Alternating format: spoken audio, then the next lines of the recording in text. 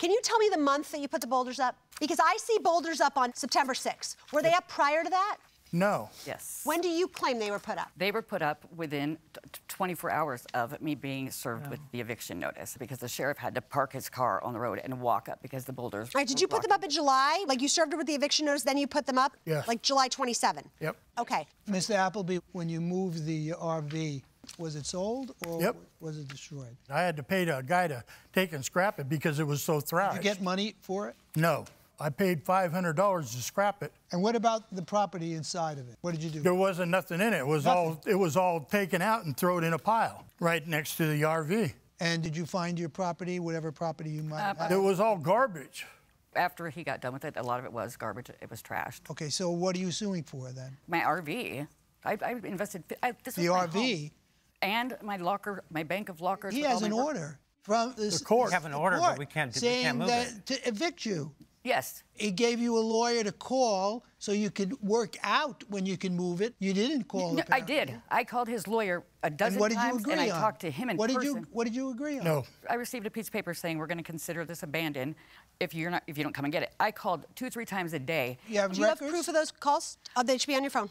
Well, this phone is not my phone. I lost my phone before I came here. This is, I mean, it's a phone, but there's no service on it. I actually, you know what? I might have used this phone. Well, it's very important for us to know whether you actually made an effort to arrange to absolutely have did. your property taken. And because we if you spoke with didn't, him multiple if times there in is no person proof as of well. it, it's very hard for us to conclude that the defendant didn't have a right to do what he did, given the court order to move it. I sent him a demand letter that he didn't respond to regarding the RV also. Yeah, the one that we have, right? Yeah, Yeah, we have that. Okay. Yeah. Parties are excused while we deliberate in this matter. Thank you very much. Okay, Ms. Ehrenfeld, Mr. Appleby, Mr. Riley, we have deliberated in both of the cases and reached a unanimous verdict in both cases. And so I want to start with Ehrenfeld versus Appleby, our lead case. At the end of the day, we think you both proved your cases.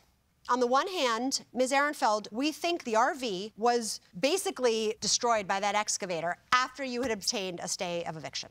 So we found, Ms. Ehrenfeld, you proved your claim for the full amount, $5,000, for damaging your property at a time that wasn't allowed to happen.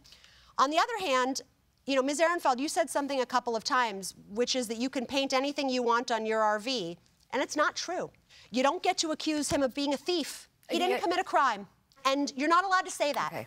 Because there's something called defamation per se that comes into place when you accuse someone of criminal activity, and there was no crime committed here. So we also found Mr. Appleby between the defamation per se and in terms of the cost to you to remove the property, because that was resolved by the court, and you did have to remove the vehicle from your property. So you both prevail. Claim granted, counterclaim granted. They wipe each other out.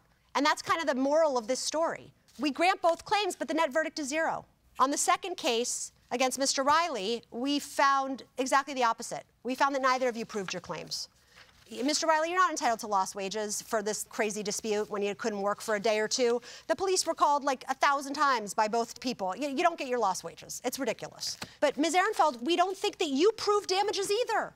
And that's where this all comes around. We have no proof of a lot of the damages you're claiming. And the picnic table, we don't have proof of what it cost. We don't have proof that it was on property that belonged to you. I mean, this is all part of the same cycle.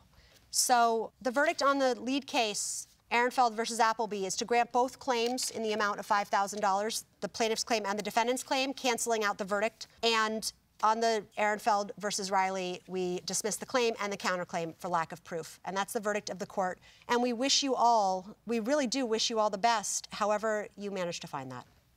And by the way, I believe that you have to find a way to be a family again, because life is too short.